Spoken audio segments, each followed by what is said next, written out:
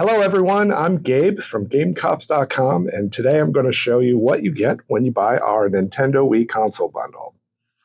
This comes in an original box, which is excellent if you're giving this as a gift or if you just want to keep it on display.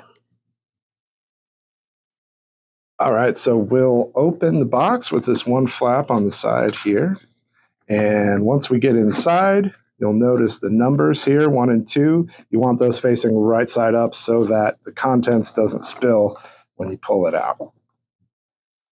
And every bundle comes with this handy setup guide to get you started.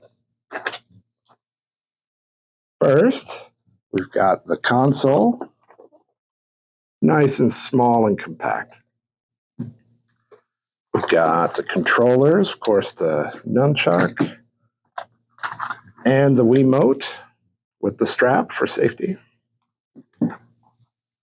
And over here, we've got the sensor bar, so the Wiimote sees the television, and the mounting clip, with adhesive tape to connect it to the television.